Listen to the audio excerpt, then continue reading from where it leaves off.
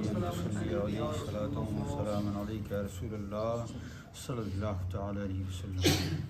اعوذ باللہ من الشیطان الرجیم وَإِذْ فَرَقْنَا بِكُمُ الْبَحْرَ فَأَنْجَيْنَاكُمْ وَأَغْرَقْنَا آلَ فِرْعَوْنَ وَأَنْتُمْ تَنْظُرُونَ۔ ترجمہ معارف القرآن۔ اور جب پھاڑ دیا تھا ہم نے تمہارے سبب دریا کو تو بچا لیا ہم نے تمہیں اور ڈبو دیا ہم نے فرعونیوں کو اور تم دیکھ رہے ہو۔ تفسیر۔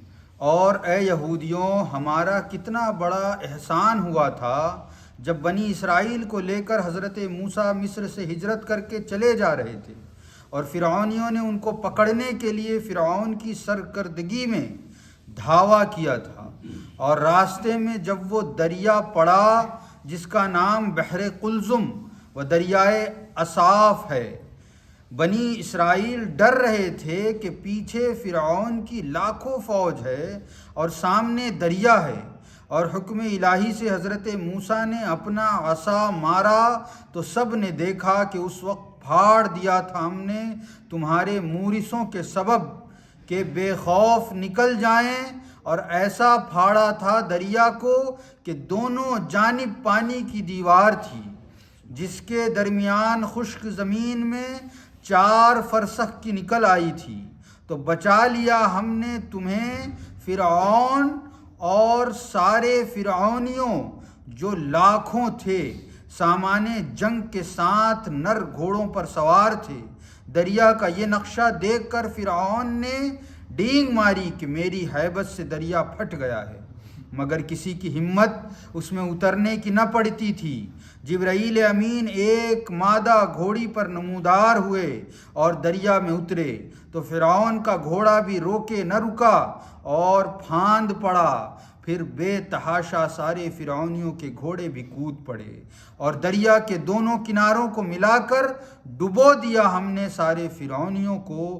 وہ کچھ بہت دور نہیں جا چکے تھے، اتنے فاصلے پر وہ ڈبوئے گئے تھے کہ تمہاری نگاہ ان تک پہنچے اور تم انہیں ڈوبتے ہوئے اپنی آنکھ سے خود دیکھ رہے ہو۔ صدق اللہ مولانا العظیم۔ اللہ رب العزت نے پچھلی آیت کریمہ میں فرمایا کہ کس طرح اللہ رب العزت نے فرعونیوں کو بچایا، فرعون کے شد و مد سے، اس کی سختیوں سے، اس کے ظلم و ستم سے۔ اب اللہ رب العزت بیان فرما رہا ہے اسی حصے کو آگے بڑھاتے ہوئے، اسی واقعے کو آگے بڑھاتے ہوئے کہ ایسا نہیں ہے کہ میں نے تمہیں ایک بار ہی فرعون کی ظلم و ستم سے نجات دی ہے، بلکہ ہوا یوں کہ تمہیں بچانے کے لیے اپنے پیغمبر کو اس ماحول میں تمہارے پاس بھیجا جس ماحول میں کسی بچے کا پیدا ہو کر جی جانا بہت بڑی بات تھی، اس ماحول میں، اور باقاعدہ پابندی شریعت کے ساتھ، جو احکام الہی کے ساتھ تمام گناہوں سے اور بری باتوں سے بچا کر رکھا حضرت موسیٰ کو، اور تمہاری ہدایت کے لیے انہیں اس عمر تک پہنچایا کہ وہ تمہاری رہنمائی کر سکیں۔ یہ اللہ رب العزت نے بیان فرمایا۔ اب اللہ رب العزت ارشاد فرما رہا ہے وہ واقعہ یاد کرو، اور اس کے بعد یہ بھی یاد کرو کہ جب تمہیں حضرت موسیٰ علیہ السلام لے کر مصر سے نکلے، پورے قبیلے کو حضرت موسیٰ علیہ السلام اپنے ساتھ لے کر نکلے تو بیچ میں ایک دریا آیا۔ تو جب دریا آیا تو اللہ رب العزت نے حضرت موسیٰ کو یہ حکم دیا کہ آپ دریا پر اپنا عصا ماریں۔ تو حضرت موسیٰ علیہ السلام نے اپنا عصا مارا تو دریا، سمندر جو تھا وہ پھٹ گیا، اور ایسا پھٹا کہ زمین نظر آ رہی تھی، دریا کی زمین نظر آ رہی تھی، اور 4 فرسخ جتنا پھٹا جس سے باقاعدگی کے ساتھ فوج اور لشکر نکل سکے، اس طرح پھٹا۔ تو جو بنی اسرائیل تھے جو حضرت موسیٰ کے ساتھ آئے تھے وہ تو پار ہو گئے، اب پیچھے اس بات کی خبر فرعونیوں کو بھی لگ گئی، تو فرعون نے اپنی فوج تیار کی اور انہیں پکڑنے کے لیے حضرت موسیٰ اور ان کی قوم کے پیچھے نکل پڑا۔ تو جب نکلا، وہ تو دریا چونکہ پار کر رہے تھے، تو انہیں ان لوگوں نے دریا پار کرتے ہوئے دیکھ لیا تو فرعون چونکہ وہ خدا ہونے کا دعویٰ کرتا تھا تو اس نے یہاں بھی یہی دعویٰ کیا کہ یہ دریا کسی نبی کسی پیغمبر خدا کی وجہ سے نہیں پھٹا ہے، بلکہ یہ کوئی معجزہ نہیں ہے، بلکہ یہ میرے آنے کی ہیبت سے پھٹ گیا ہے۔ یہ اس نے دعویٰ کیا، میرے آنے کی ہیبت سے پھٹ گیا ہے۔ انسان سوچتا ہے نا کہ میری وجہ سے یہ ہو گیا، میں نے اپنی وجہ سے دولت کما لی، میں نے اپنی بنیاد پہ سب کچھ حاصل کر لیا، آج میرے پاس جو عہدہ ہے، جو چیزیں ہیں، جو اہمیت ہے لوگوں کے درمیان، وہ میری کمائی ہوئی ہے۔ تو اللہ رب العزت اسی کی طرف اس واقعے سے اشارہ فرما رہے کہ تیرا کچھ بھی نہیں ہے، تو میری ایک ادنا سی مخلوق ہے۔ یہ ساری دنیا اللہ رب العزت کی ہے، وہ جب چاہے جسے چاہے جو عطا کر دے۔ تو اللہ رب العزت نے اس آیت کریمہ میں یہ بیان فرمایا کہ جب وہ پہنچا اور اس نے یہ دعویٰ کیا کہ یہ میری ہیبت سے پھٹا ہے، تو پھر یہ ہوا کہ اب پھٹا تو اس کی ہیبت سے ہے، یہ وہ بول رہا ہے، لیکن خوف اتنا، اب دریا، زمین دکھ رہی ہو دریا کی، کسی نے شاید ہی کبھی دیکھی ہوگی، جو بڑے ماہر غوطہ خور ہیں وہ زمین کے اندر جا کر دریا کی زمین دیکھ پاتے ہیں۔ تو دریا پھٹا ہوا ہے لیکن کسی کے جانے کی ہمت نہیں ہو رہی ہے۔ تو مفسرین کرام فرماتے ہیں کہ اللہ رب العزت نے حضرت جبرائیل کو بھیجا، کیونکہ ان کے پاس سارے نر گھوڑے تھے، تو اب حضرت جبرائیل مادہ گھوڑے کے ساتھ وہاں آئے، اور پھر اس کے بعد وہ گھوڑی آگے بڑھی۔ تو گھوڑا جب گھوڑی کو دیکھتا ہے تو پھر اس کے بعد وہ قابو میں نہیں رہتا۔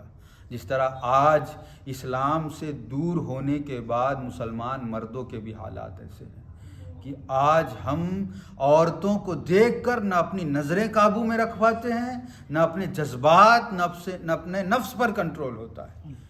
حالات اتنے بدترین ہو چکے ہیں۔ نبی کریم علیہ الصلوۃ والتسلیم نے فرمایا کہ نکاح کو اتنا آسان کر دو کہ زنا مشکل ہو جائے، لیکن آج ہم نے یہ تماشا بنا رکھا ہے کہ ہم نے نکاح کو اتنا مشکل کر دیا ہے، مطلب وہی دور ہم لے آئے جو نبی کریم علیہ الصلوۃ والتسلیم سے پہلے، جسے دور جاہلیت کہا جاتا ہے۔ ہم مسلمان ہونے کے باوجود ہمارا عمل ایسے جاہل بدترین لوگوں کی طرح ہے کہ جن کے یہاں زنا کرنا آسان تھا نکاح کرنے کی بنسبت۔ اور آج جس اسلام کی تعلیم پر ہمیں فخر ہے، آج ہم اسی اسلام کی تعلیم سے روگردانی کر چکے ہیں۔ ہم نے خود کو سب کچھ جانتے ہوئے بھی ہم اس سے پھر گئے ہیں۔ اللہ رب العزت نے اتنی عظیم ترین دولت ہمیں دی، ایمان، لیکن ہمیں اس کی قدر نہیں۔ تو یہ اللہ رب العزت، تو یہ ہوا کہ وہ گھوڑی کو دیکھ کر فرعون بادشاہ جو تھا اس کا گھوڑا اس کے پیچھے بھاگا۔ جس طرح آج اس مسلمان کہلانے والے مرد بھی، دوسروں کی بات ہم نہیں کریں گے کیونکہ ہم مسلمان ہیں، ہم اللہ پر ایمان رکھتے ہیں، آخری نبی کی شریعت پر ایمان ہے ہمارا، ہم مانتے ہیں اس قانون کو، اس کے باوجود ہمارا یہ حال ہے کہ ہم اپنی شادیوں میں اپنی عورتوں کو نچواتے ہیں، باجوں پر ناچتے ہیں، یہ ہمارا حال ہے۔ ہم وہ بے حیائی کرتے ہیں جو ایک ایجوکیٹڈ پرسن، چاہے وہ کسی بھی مذہب سے تعلق رکھتا ہو، اسے بھی وہ چیز بری لگتی ہے۔ یہ ہمارا حال ہے، یہ ہم کر رہے ہیں۔ اسی طرح وہ گھوڑا بھی اس گھوڑی کو دیکھ کر نہیں رک پایا اور اس کے پیچھے چلا۔ تو جب ایک گھوڑا چلا تو سارے گھوڑے اس کے پیچھے اس دریا میں اتر گئے، اور اترنے کے بعد اللہ رب العزت نے اس دریا کو ملا دیا، اور ابھی وہ جو بنی اسرائیل حضرت موسیٰ کے ساتھ اس دریا کو پار کر چکے تھے، وہ اتنی دور نہیں گئے تھے کہ انہیں یہ واقعہ نظر نہ آئے۔ تو اللہ رب العزت اسی کی طرف اشارہ کر رہا ہے کہ تم نے اپنی آنکھوں سے دیکھا ہے اس واقعے کو ہوتے ہوئے کہ میں نے کس طرح تمہاری حفاظت میں اتنے بڑے، جو جس لشکر کو شمار نہ کیا جا سکے، اتنے بڑے لشکر کو چند لمحوں میں ختم کر دیا، نیست و نابود کر دیا، ایسا کر دیا جیسے وہ کبھی تھے ہی نہیں، اور ان کی لاش کو نشان عبرت بنا دیا۔ آج تک فرعون کی لاشیں موجود ہیں میوزیمز میں، دیکھنے جاتے ہیں لوگ، ویسی کی ویسی، نہ اس کی چمڑی خراب ہوئی ہے نہ اس کی ہڈیاں گلی ہیں۔ تو یہ اللہ رب العزت کا نشان ہے ہمارے لیے، یہ آیتیں ہیں اس کی کہ دیکھو اور جانو کہ تم میری شریعت کو چھوڑ کر، مجھے چھوڑ کر، میرے نبی کو چھوڑ کر اگر اپنا راستہ بنانے کی کوشش کرو گے تو تمہارا حشر بھی یہی ہوگا۔ یہ اللہ رب العزت نے بتایا۔ یہ واقعات امت محمدیہ پر کیوں بیان کیے گئے؟ تاکہ ہم اس سے عبرت لیں۔ نبی کریم علیہ الصلوۃ والتسلیم بڑے زیادہ چاہنے والے تھے نا کہ میری امتیں ہیں آپ صلی اللہ تعالیٰ علیہ وسلم. آپ صلی اللہ تعالیٰ علیہ وسلم بہت زیادہ اس بات پر اللہ رب العزت نے قرآن مجید میں حریص کا لفظ استعمال کیا ہے. اس بات کی بڑی خواہش تھی آپ صلی اللہ تعالیٰ علیہ وسلم کو کہ زیادہ سے زیادہ لوگ اسلام قبول کریں اور زیادہ سے زیادہ لوگ جہنم کی آگ سے بچیں. ہمارا نبی کیا چاہتا ہے؟ ہمارے نبی صلی اللہ تعالی وسلم چاہتے ہیں کہ ہم زیادہ سے زیادہ آگ سے دور ہو جائیں، اپنے آپ کو محفوظ کر لیں، اللہ کی پناہ میں آ جائیں. اور ہمیں اللہ رب العزت نے مسلمان بنا کر پیدا کیا، ایمان کے ساتھ پیدا کیا. کلمہ طیبہ پر ہمارا عقیدہ ہے، ہم اسے پڑھتے ہیں، ہمارا ایمان ہے کہ ایک خدا ہے، آخری رسول ہے. اس کے باوجود ہم اس پناہ میں اللہ رب العزت کی آ جانے کے بعد اس پناہ سے باہر جانا چاہتے ہیں. کتنے افسوس کی بات ہے کہ جس پناہ کے لیے انبیاء علیہم الصلاۃ والتسلیم دعا کر رہے ہیں کہ حضرت عیسیٰ یہ خواہش رکھتے ہیں کہ میں امت محمدیہ میں پیدا کیا جاؤں، اور وہ پیدا کیے بھی جائیں گے، تو اب اتارے بھی جائیں گے اس زمین پر. تو ذرا غور کریں کتنی عظیم چیز ہے ہمارے پاس، کتنی عظیم مرتبت باتیں ہیں ہمارے پاس، لیکن ہمیں اس بات کی ذرا بھی قدر نہیں. ہم اس محفوظ ترین سائے سے باہر جانا چاہتے ہیں زندگی جینے کے لیے، جبکہ یہ وہ سایہ ہے، یہ وہ چیز ہے، یہ وہ ایمان ہے، یہ وہ عقیدہ ہے جو ہماری حفاظت کرتا ہے. اور ہم اپنی حفاظت، جسے آج کہتے ہیں شیلٹر بنائے جاتے ہیں نا بچنے کے لیے، کہ کوئی حملہ ہو جائے تو ہمیں ایک آسرا ہمارے پاس رہے جہاں ہم بچ کے رہ سکیں. تو اللہ رب العزت نے تو ہمیں پیدائشی طور پر یہ آسرا عطا فرمایا ہے. اور ہمارا کیا نظام ہے، ہماری کیا خواہش ہے کہ ہم اس آسرے کو چھوڑ کر ایسی دنیا میں جانا چاہتے ہیں جہاں خرابیوں کے سوا کچھ بھی نہیں.